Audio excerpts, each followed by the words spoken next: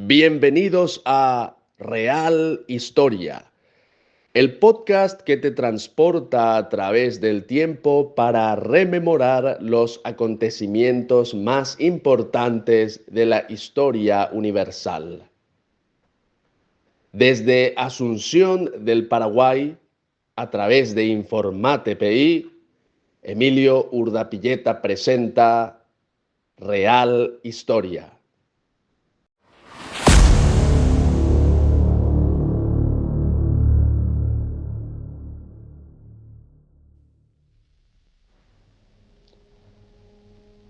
Episodio número 48, fechado el martes 11 de marzo del 2025. Después de la muerte en combate del mariscal presidente Francisco Solano López Carrillo a orillas del Aquidauanahue, no terminaron las desgracias para el pueblo paraguayo. Podríamos decir que en cierto sentido el martirio del mariscal Francisco Solano López Carrillo no fue sino la primera parte de una serie de circunstancias atroces que siguieron cometiéndose en Cerro Corá.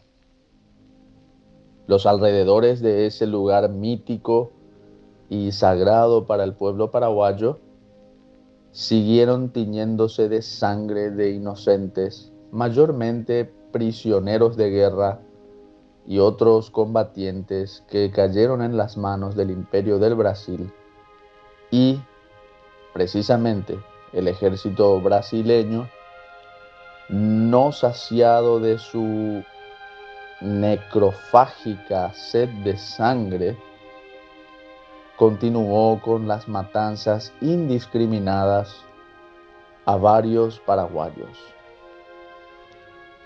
Esto es la Real Historia.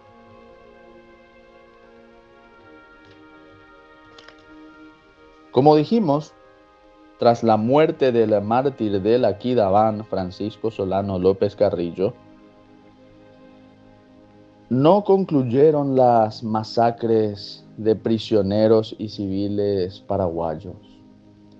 El ejército brasileño, principalmente, era el ejército brasileño el que en ese momento llevaba adelante la guerra de la Triple Alianza. Muchos años atrás, el grueso del contingente uruguayo y posteriormente el argentino quedaron fuera de combate. Y a partir del año 67 en adelante, fueron los brasileños quienes cargaron con el peso de la guerra. Eso no significa que no existiesen argentinos y uruguayos y mercenarios contratados por los argentinos y por los uruguayos en las fuerzas aliadas. Pero estos permanecían en pequeños números, mayormente asignados a la reserva.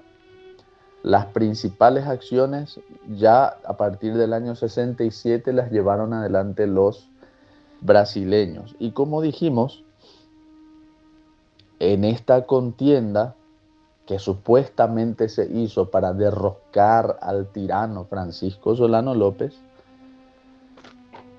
no escatimaron ni balas ni degüellos al pueblo paraguayo que luchó hasta el último momento en defensa de su caudillo y de su patria.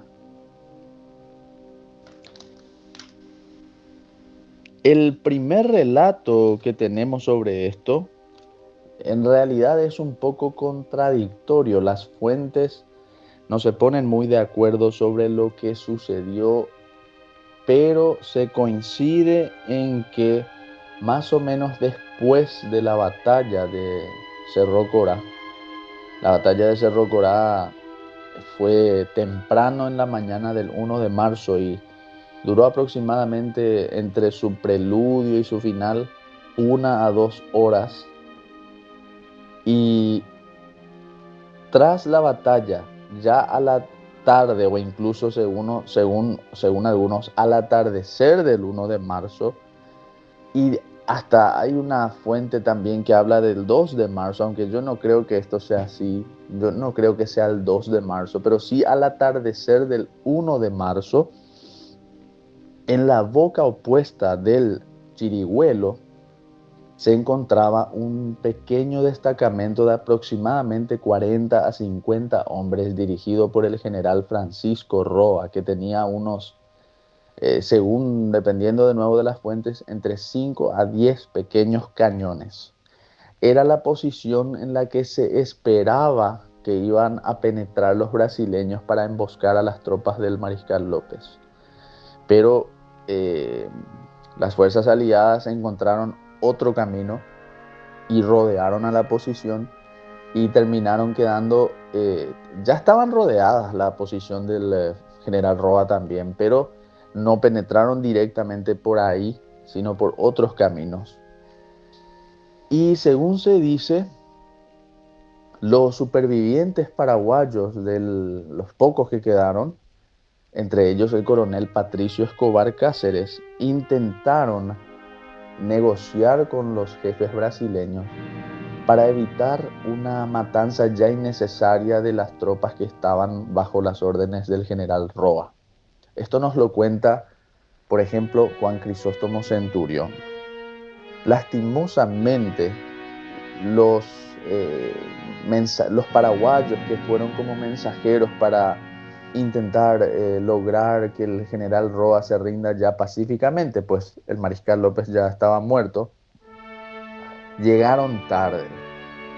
Llegaron tarde los mensajeros y las tropas brasileñas fueron rodeadas por un destacamento de caballería brasileña y se presentó más que un combate, una breve escaramuza, porque la mayoría de los paraguayos abandonaron su posición e intentaron refugiarse en los bosques, pero fueron capturados y degollados en ese mismo lugar.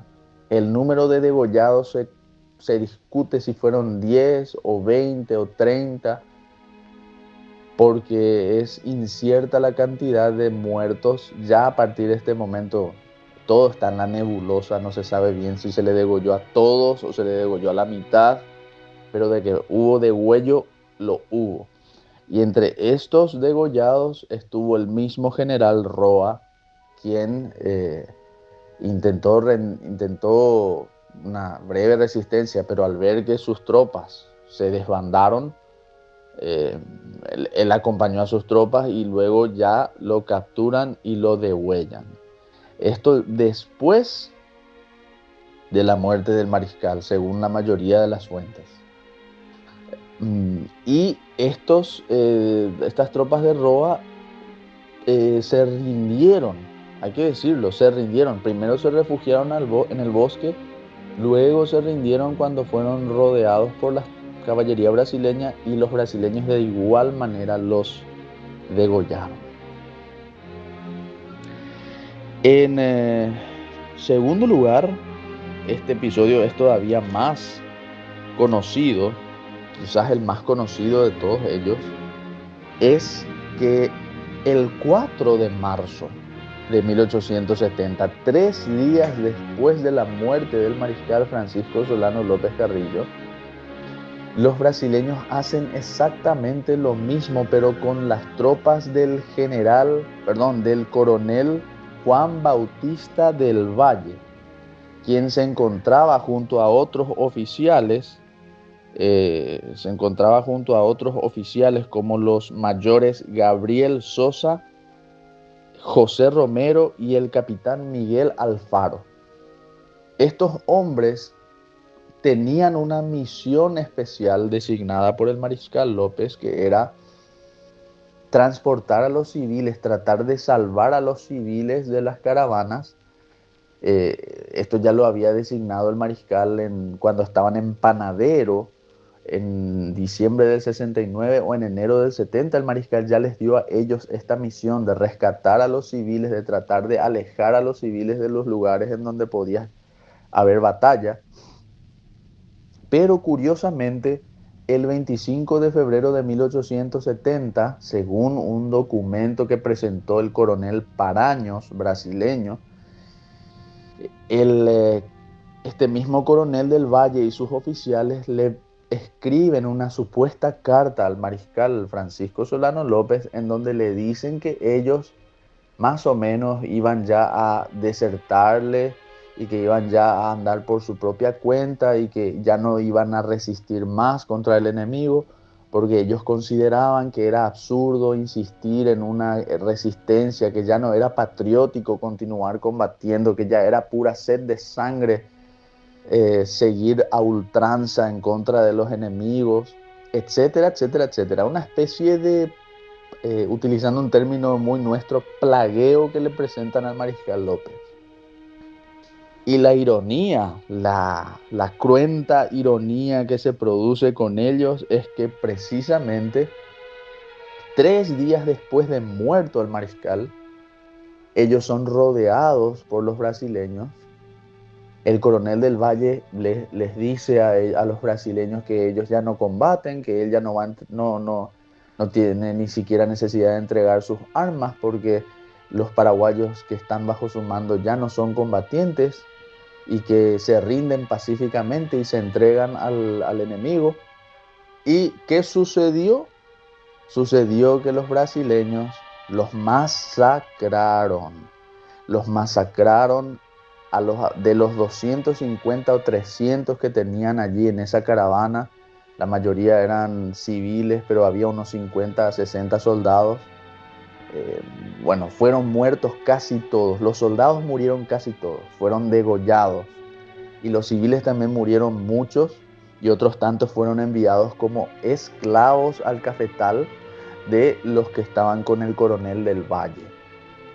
Se habla de 60 a 100 muertos, no se sabe ya bien el número y nunca más probablemente se sepa. Y el resto de los unos 100 a 150 fueron puestos como esclavos y enviados al cafetal del Brasil. Eso le sucedió a este grupo de paraguayos que estaban allí. El único o los que se salvaron fueron justamente el mayor José Romero y el capitán Miguel Alfaro, que contaron el cuento muchos años después. Pero el resto, como les digo, los soldados fueron degollados y algunos civiles también degollados y el resto repartidos como esclavos. Y allí se produce la ironía simpática de ver que 3 días después de muerto el mariscal López, a estos señores que le criticaban a López por su resistencia a ultranza y que le decían que era absurdo seguir resistiendo, ahí pagaron con su propia sangre, con su propia carne, digamos, esa inocente manera de ver y de entender lo que era la guerra de la Triple Alianza. Una verdadera pena y una masacre completamente absurda. De hecho, que una supuesta sargenta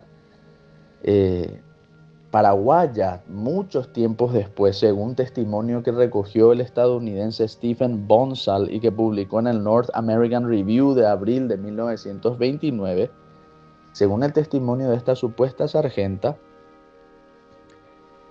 que admiraba al gran mariscal, ella se declaraba admiradora del gran mariscal, y decía ella que en Cerro Corá directamente los brasileños degollaban a los prisioneros. Sin dudar, ella decía que los brasileños degollaron prisioneros. Y de hecho que la mayoría de los degollados, también entre esos se encontraban sacerdotes y diáconos de la Iglesia Católica Paraguaya. Estos sacerdotes y diáconos de la Iglesia Católica fueron los primeros en entregarse y en rendirse, y de igual manera, no se les respetó ni siquiera en su investidura sacerdotal y fueron degollados. La lista de sacerdotes degollados en Cerro Corá, hay un interesante número de ellos, y los pocos que sobrevivieron, entre ellos Fidel Maíz, contaban precisamente la suerte de sus colegas, sacerdotes y diáconos.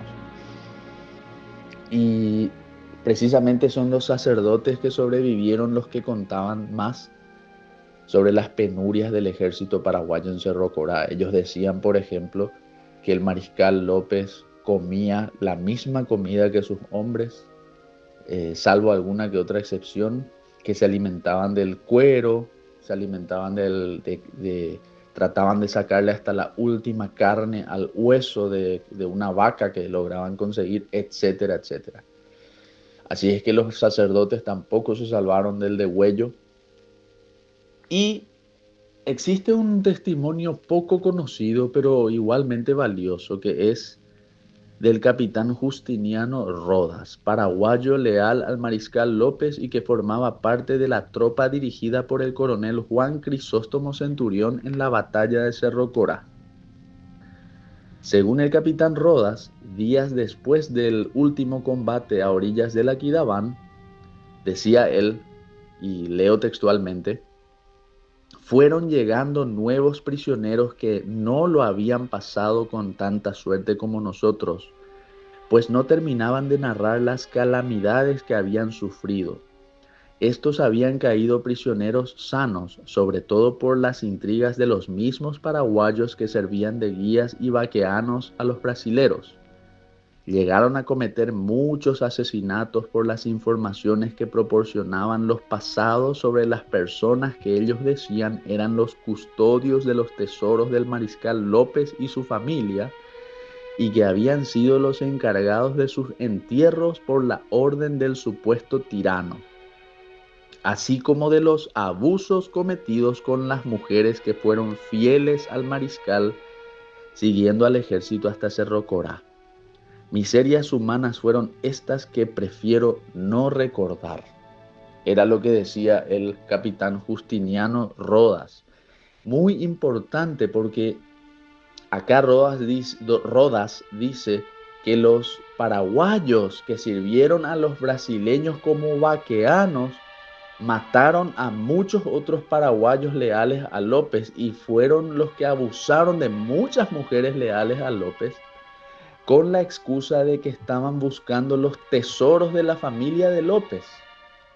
Y esto es muy importante porque existen versiones de que supuestamente el mariscal López hizo enterrar tesoros y mandó matar a aquellos que enterraron esos tesoros para que nadie sepa dónde se encontraban. Eso me parece que Juan Crisóstomo Centurión lo menciona, pero acá el el capitán Justiniano Rodas, que era uno de los edecanes del coronel Centurión, acá él le desmiente a Centurión y dice que los que mataban a paraguayos leales al mariscal y abusaban de mujeres leales al mariscal con la excusa de que estaban buscando los tesoros de la familia de los López Carrillo eran los paraguayos legionarios y vaqueanos del ejército invasor. Así es que este testimonio es valiosísimo porque desmiente uno de los grandes mitos de la historia del Paraguay también. Así que los días posteriores a Cerro Corá fueron igualmente dramáticos y todas estas versiones que recogemos nos indican claramente que la guerra de la Triple Alianza nunca fue solamente contra el mariscal López, sino que también fue contra sus hombres leales, es decir, contra el verdadero pueblo paraguayo. Síganos en las redes sociales, síganos en Facebook, Instagram, Twitter, YouTube, Twitter X, Rednote, Spotify, Informate PI. Y bueno, si Dios así nos lo permite, nos volvemos a encontrar en la próxima ocasión, el próximo martes, para más Real Historia. Hasta entonces.